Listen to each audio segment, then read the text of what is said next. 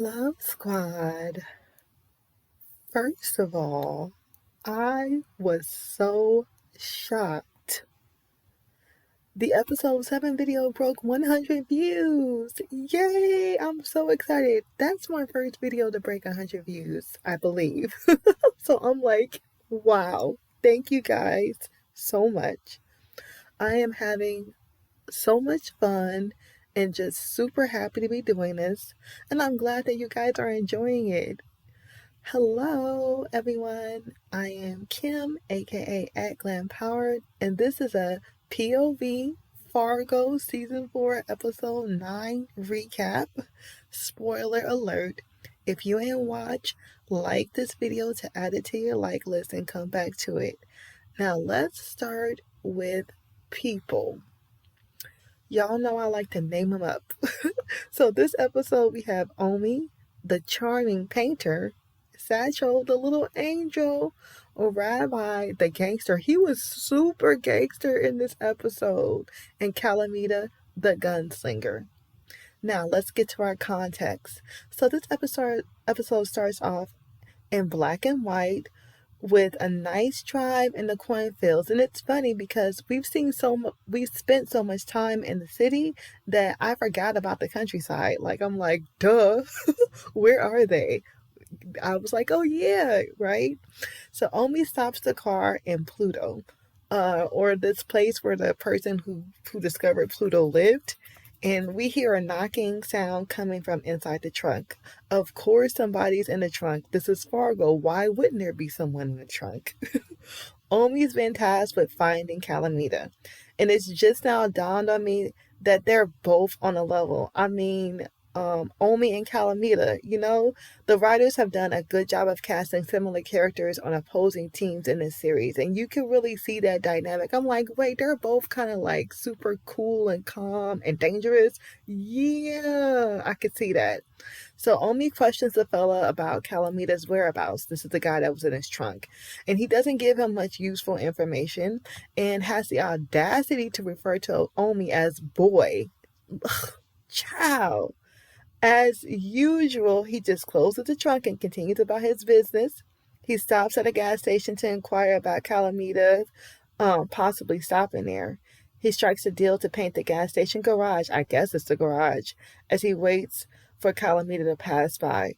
The attendant is all too thrilled and knows to mind his business about the ruckus in the trunk, as he puts it.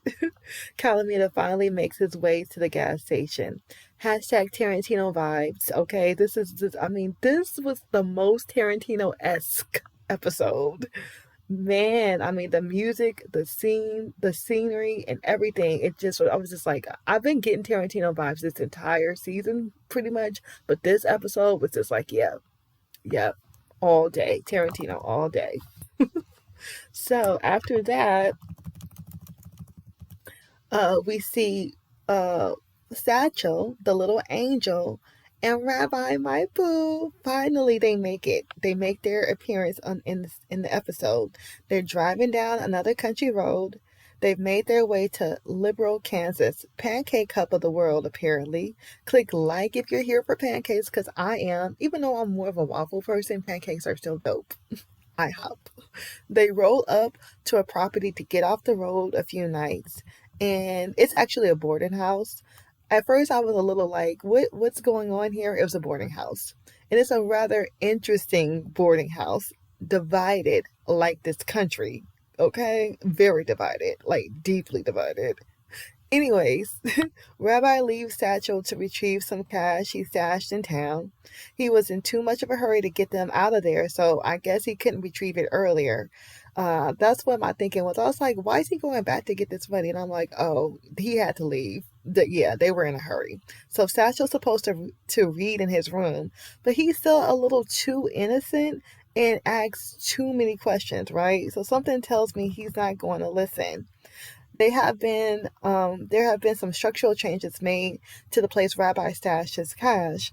The wall he'd previously stored it in no longer exists. That was a Satchel makes a friend who happened to be hanging out in the boudoir, a cute little dog named Rabbit. Don't know how Rabbit ended up in the boudoir, but anyways, he opens the bedroom door.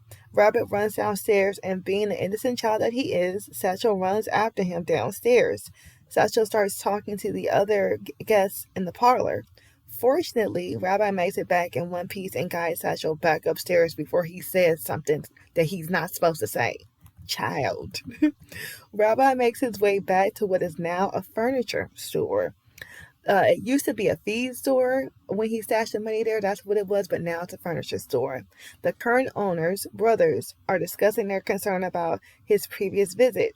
He's armed and he wants his money. Gangster. They lie at first and say they don't know about the money. Rabbi hits the more cunning brother in the head with his gun. The wiser one tells him where the money is. What was once $5,000 is now maybe a couple $100. It is what it is. Meanwhile, Satchel's waiting in the car with Rabbit and the po-po roll up. Damn.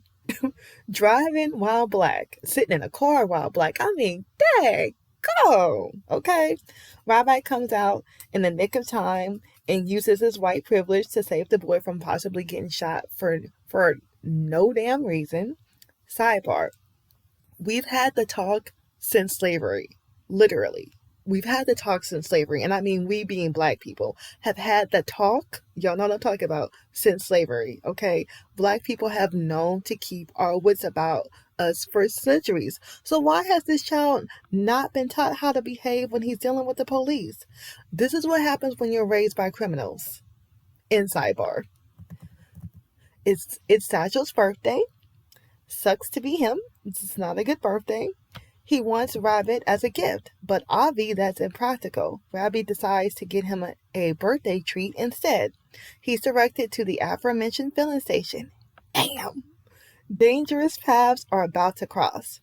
After the comic relief given to us by the billboard man about the billboard he's been working on for forever, we finally learn that it reads "The future is now," and the man mentions being at a crossroads. Rabbi finds himself at his own crossroads, cause guess whose car comes into view as soon as he pulls up to the gas station? Calamita's.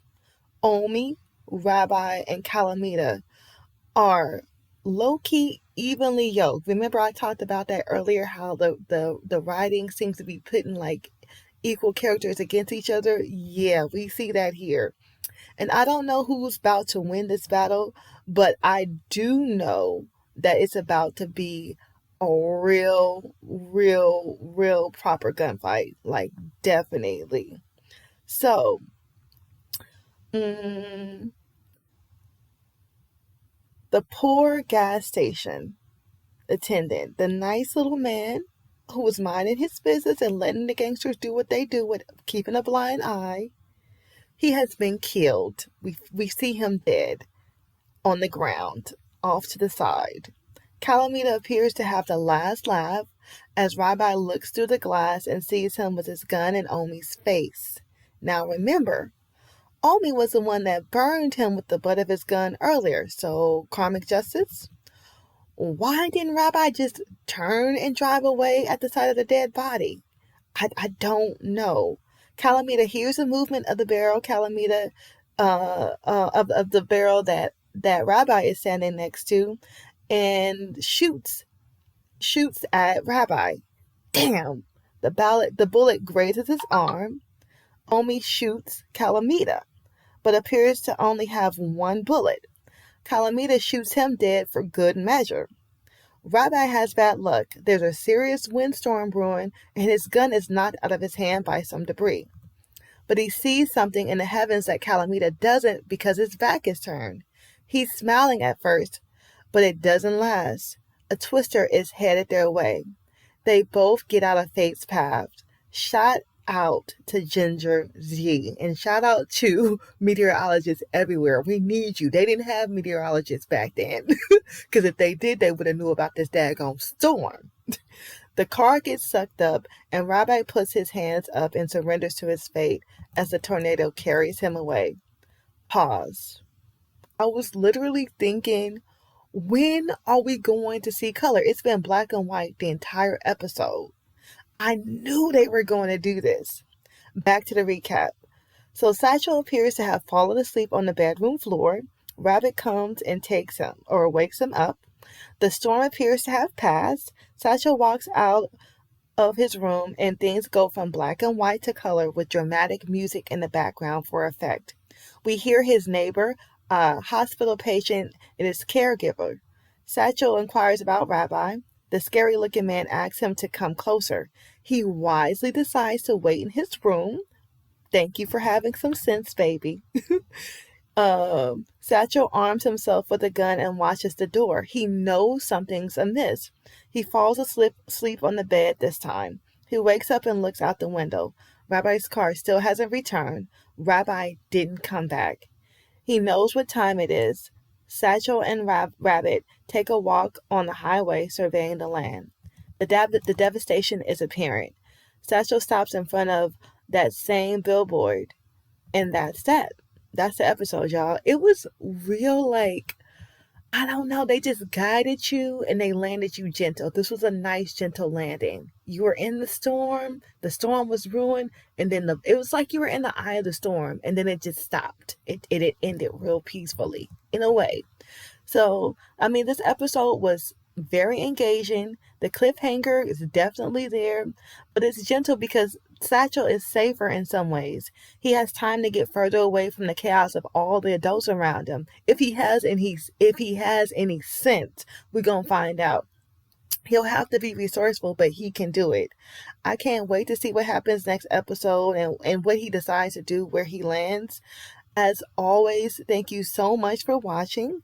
Please comment with a twister emoji or a wind emoji. Let me know you made it to the end of this episode. Like this video, subscribe, and turn on those notifications so you'll know as soon as the next video is uploaded. See you soon. Bye.